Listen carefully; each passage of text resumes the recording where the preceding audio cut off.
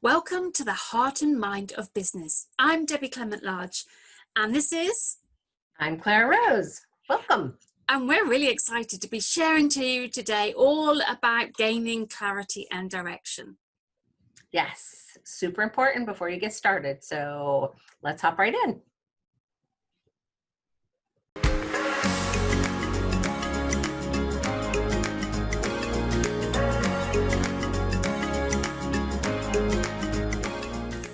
So welcome. I have got some really great stuff about clarity and direction because that's been a huge thing with me. What's it been like with you, Clara?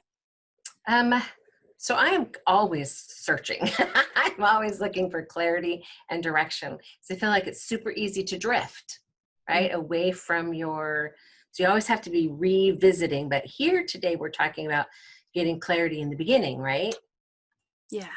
And actually what you said is really important because I know I felt like that, and I know a lot of people that I speak to have experienced that too. And the one thing that I've found through all the spiritual psychology training and life coach training and all that I've done, and the work on myself, is that the more you go looking to find clarity and direction, the more of the looking you do. Yes, that's so true. And the more looking you need to do, I think. Yeah, so Right? you're focusing on the looking, you're focusing on the searching, you're focusing on wanting to find, and of course that's what's showing up. Right. Showing up is the need to look, to search, to find. So instead of sitting back and thinking I'm just going to I'm going to trust that what I need to know is going to show up, that I'm going to know the next steps when they arrive, because it's going to sort of come at me and go, actually this is such a good opportunity, this is what I want to be doing. And we don't. We try looking for it. So yeah, today's a little bit about exploring, I guess, and letting go. But the exploring has to be a piece of it, right? Right? You have to at least explore, especially in the beginning. You have to be able to explore some of the possibilities, right? Yeah. Look at what the possibilities even are before you launch in a specific direction. Yeah. And actually, I wanted to share from our book because, so the 8 ways to mind your own business. So there's a bit in here. This is under Inspired Passion, which is in the first way. So I've put, so the subheading is where you are now and what do you believe? And it's got the first step is really getting to know where you are right now and to understand your motivations behind your actions, thoughts, and behaviors. And a way to do that is to jot them down daily in a journal.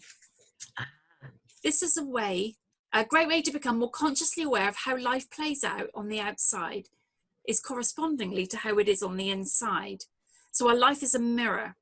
And when we have drama on the outside, it's usually a signifier that there is drama going on within. So when we are in that place of searching and looking, that's what life is showing up, is saying, aha, Clara wants to find more ways to search. She's enjoying searching. She's enjoying finding. Therefore, we're going to give her more opportunities to do that. To search. Yeah. Yeah. Interesting, huh? Yeah. I agree with that. So instead of saying, actually, what I need to know is what feels good for me. What do I enjoy doing? What's that next bit? I'm going to focus on what I enjoy doing and know and trust that more of what I enjoy doing is going to show up, and I'm just going to know it, and I'm not going to worry about it, and I'm going to let it happen. So this kind of builds on last week when we were talking about assessments and such, really figuring out where our strengths are, and we're attracted to things that we're good at. We're attracted to our strengths, right? Yeah. So as we start that process to gain more clarity, we start researching, doing some due diligence, which is more the tactical side of things. As we start that process, then that other side of things starts to happen for us, right? Our mind starts to help us with those things. So I think you definitely need both sides of it, starting the due diligence, the research piece of it, to say, what does feel good, right? What makes me feel fulfilled, right? What do I want to be doing with my time? Otherwise, you could head in a direction where you end up doing something that sucks, Yeah. that you don't love.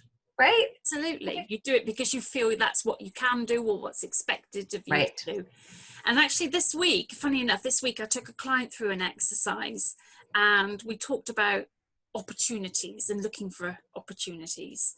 So we said there was about ideas, and then there's a template and a chart that I gave him, how you can analyze and score your ideas and how they work out. But I said, actually, your mind and the way your brain works, finding ideas is one side, one part of your brain, but then analyzing them and seeing how the cost, how it works in with your family and how it works out overall with other things is a different function of your brain. And you can't do the two things together. So you can go off exploring and getting ideas and being creative and being silly. What would happen if, and coming up with some huge, big, silly ideas and having fun with it. Because even with ridiculous ideas, can be a real seed of something really good in there. Yes. And then once you've played and been silly and had lots of fun and given yourself the chance to find, say, 50 or 100 ideas, you give it a bit of space and then you come back and then you analyze them with a different part of your brain. Right. That's the whole point of the heart and mind of business, right? Yeah. That is the whole point, right? That there are two sides to this particular coin. There's the 8 ways to mind your own business. We look at both sides of that coin because there is two sides. It can't just be about your heart and it can't just be about your mind, right? But both of them are equally important and done separately. Yeah. That's an interesting point. Yeah, absolutely. But giving ourselves the time and the space without having that critical voice of saying, I've got to know it now. Yes. Or even, I'm never going to know it. I'm never going to know what to do. Then it's always elusive. But just allowing yourself to be in the present moment more. Yes. Just trust that as you go through this process, you are going to work through it. You're going to figure it out. You're going to go, you know what? I don't want to do accounting. Right? I know that's your favorite. I don't love that. I don't love that. So I'm not going to make a business that has a lot of that in it. Yeah. As a matter of fact, I'm going to pay someone else to do that because I don't love it, right? That is the point. But if I took on a career that had a huge amount of that, I'd be miserable. So. Yeah. But actually stepping back and thinking, well, what have I really enjoyed doing today? What has felt like I could have just done it all day. Right. Yeah, I love doing videos. So I know doing videos is a good thing for me rather than maybe speaking on I like speaking on the radio, but I wouldn't want to do that all the time. Right. I like the visual aspect of things. So that's like, and I like editing it, and I like playing about with the music and all the other bits that come in. So that's exciting for me. That's a bit like, oh, I get to play today. Right. So allowing that to be a piece of your work. Yeah. Right? Allowing that to be a piece of how you do the work that you do is really important because that fulfills you. Right? Absolutely. But I know I wouldn't want to do it all the time. That wouldn't necessarily want to be all what I do because I love working with clients. Right. I love people and I love being part of that journey. And that's exciting to me too. So I have a mix, and I know you do too. Right. So the trick then is to figure out what that mix is for you, right? To discover that passion in you, the pieces that fill you up, and then ultimately create the business or life that you really do love, that fills you up, not drains you.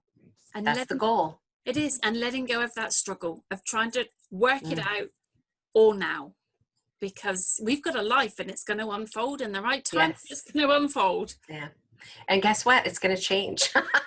Things are going to change, right? Yeah. And so what your business looks like when you start it is nothing like what it looks like. And I can tell you from personal experience, 10 years down the road, 5 years down the road, 20 years down the road, it's going to look different. Sometimes it's a totally different business, but it often changes rapidly. So settle in and get comfortable with that idea. I'm smiling because mine has changed, and I've only been 5 years, and mine is so different than when I started. Mm-hmm.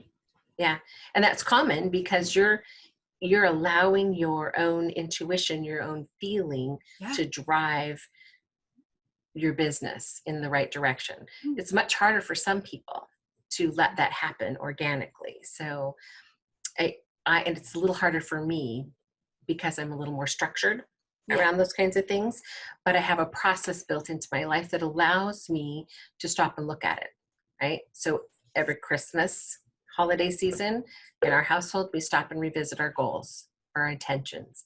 What is next year going to look like? What do we think it's going to look like? And then in the summer, we stop again. Like, okay, are we where we thought we were going to be? By the end of the year, where do we want to be? Right? And so we think through some of those processes because it helps us to cope with them a little bit more. Those changes and those shifts. I think you have an advantage in that it's easy, that piece is easier for you. You're more open to that. I am much more, I never used to be. That's part of interesting. that's part of the training and everything that I've done. Spiritual psychology is, that piece of learning to let go. You can't, there was one wonderful quote my teacher told me once: you can't have the world according to Debbie. But what if you want it? I want the world according to Clara. Right.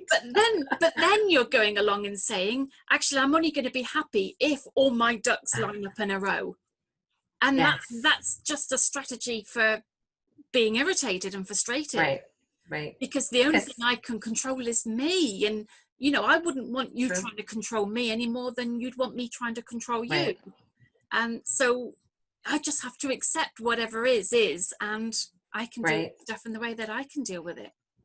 Yep. And your ducks can't always be in a row. And sometimes there are no ducks. Sometimes there are no ducks. Sometimes they're cats, and they're everywhere. Right? That's right. Oh, good stuff. Good stuff, Debbie. Thank you so much for sharing that. And clarity is such an important thing. Because people will see things in your way and they'll like the structure and they'll love the way that you approach, and other people will be, I've tried that. And actually when you said about the transitioning, just to go back to what you said just now, is that when people are starting their business and they're transitioning from corporate, you've got to give yourself a bit of time to find your clarity, because you've almost got to shake off who you think you were and rediscover who you are. And that takes a little bit of time. And who you want to be. Absolutely. Yeah. Oh, absolutely. Right. And how you want to be. Sure. Yeah. Okay, good stuff. Thank you for hanging in there with us today, guys. If you haven't done so, please hop down below, leave us a comment, turn on the notifications so you can follow us, and at least show up every Wednesday to see what we're doing, what we're talking about. We're always talking about the heart and mind of business, and we love having you here with us. Please leave us a comment below, and we'd love to answer any questions you leave us as well. Absolutely. And if you want to find out more about what we do, you can find out more about my work at whyfollowtheherd.com, and then you can find out more about Clara at clararose.com. Yep. We'd love to chat with you. All right, guys, have a great day, and we will see you next week. See you soon. Have a good week. Bye.